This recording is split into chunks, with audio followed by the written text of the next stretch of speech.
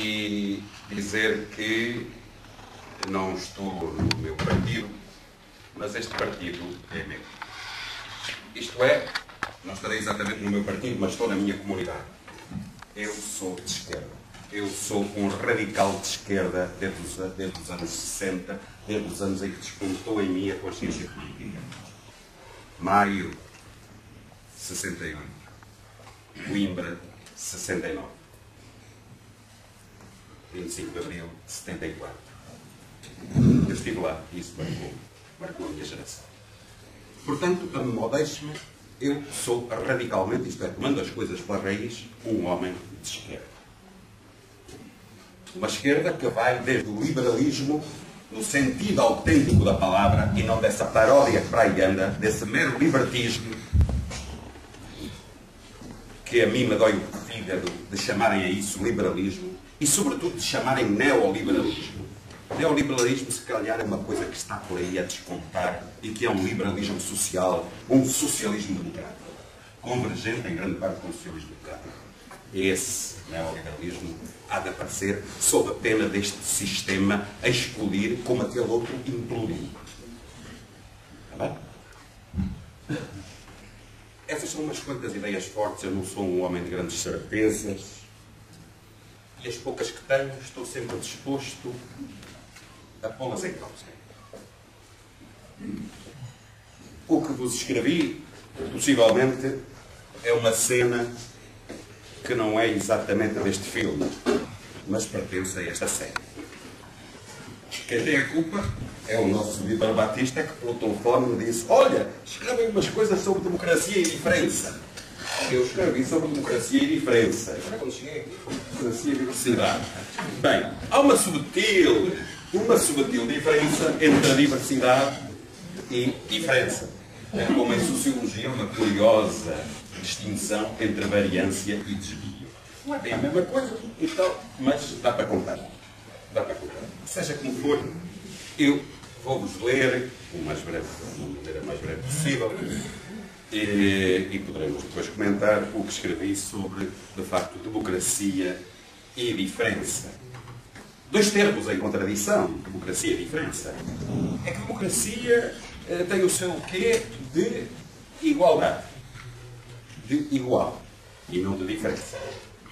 O desafio é tentar analisar criticamente cada um destes termos, procurando elementarmente o sentido de cada um dos vocábulos, notando as realidades psicossociais, ou sociológicas, aliás, psicossociológicas, político-sociais e antropológico-culturais,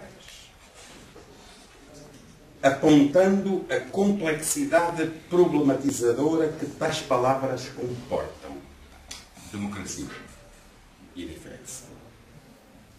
Devemos proceder circularmente, indo de um para o outro, repetidas vezes, e do plano dos planos para o espaço, em espiral, que implica alguns um ponto de convergência ou finalidade.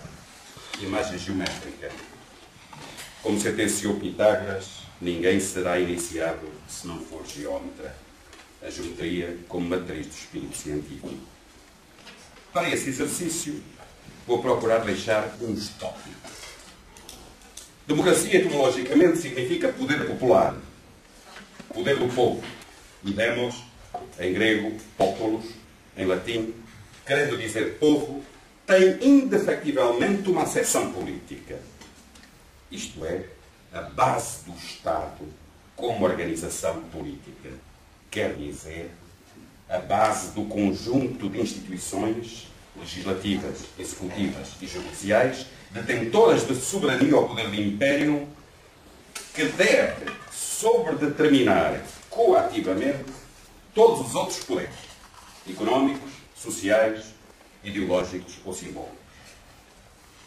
Partindo desta raiz clássica ou fundamental padrão civilizacional, os revolucionários liberais do século XVIII, no seu racionalismo iluminista, construíram as noções de sociedade civil e Estado. Adam Ferguson será exemplar. A sociedade civil como conjunto dos cidadãos e seus coletivos, livremente, contratualmente constituídos, ou livremente aceites ou consentidos, ainda que formados na tradição. E o Estado como livre, contratual organização política da sociedade civil. Contrato político ou pacto social. Dirá Rousseau. Figura-se aqui orientadoramente o valor do indivíduo, da pessoa humana individualmente considerada.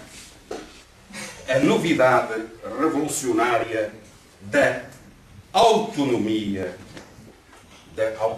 dos indivíduos contra a tradicionalista heteronomia dos coletivos. Esta é a grande revolução.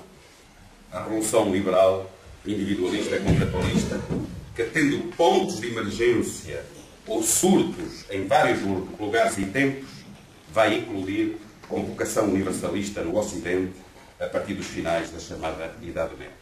Outro ponto é que eu descrevi pensando no mundo e não pensando nele. E as instâncias jurídico-políticas serão decisivas. Tomemos exemplarmente dois diplomas fundamentais. Podiam estar aqui em cima da mesa. Um de direito público, político, outro de direito privado, civil. De resto, isto de político e de civil quer dizer que, de facto, as nossas tradições são gregas e latinas. Polis e citas. A cidade e o cidadão. Ora bem, dizia eu, um de direito público, outro de direito privado ou civil. A Constituição Política e o Código Civil. Determinam-se aqui, como noções primeiras, o homem e o cidadão, na Constituição Política. A pessoa jurídica, individual ou coletiva, sendo esta uma ficção jurídica, no Código Civil.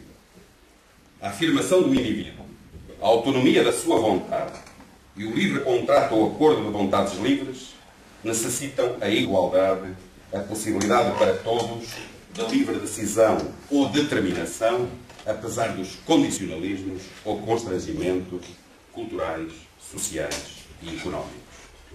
Uma doutrina ou ideologia jurídico-política igualitarista, individualista, liberal. Doutrina jurídico-política que corresponde ao ideário do novo sistema económico-social, a economia empresarial de mercado ou, em terminologia de clássica referência, o capitalismo moderno. O milagre do Ocidente, uma economia que se pretende desencaixada, desembedida, para utilizar a expressão do Polanyi, relativamente independente das superestruturas simbólicas e políticas, como se fosse a economia em estado natural, a racionalidade económica. O direito seria ratio scripta, esta economia seria a ratio económica. Na dialética aberta entre sociedade civil e Estado, sob a dominância do primeiro termo, sociedade civil, os liberais, racional ou naturalmente sensíveis a questões sociais, coisa que estes que estão e que abusivamente se chamam liberais não são. E há que distinguir. Por isso, eles não são liberais. São os neoliberais. Os liberais perceberam a necessidade de disciplinar a sociedade civil e de controlar ou mesmo regular nesta a economia de mercado, a importância do Estado, instrumento perigoso que pode transformar-se num novo Leviatã, num novo Leviatão. É uma figura que vem lá nos textos bíblicos muito antigos e que se trata de um monstro cego e frio. É isso que o Estado se pode transformar, num monstro cego e frio. E os cidadãos têm de ter muita atenção com esse instrumento que de facto é necessário, mas é extremamente perigoso. Muito facilmente se pode perder.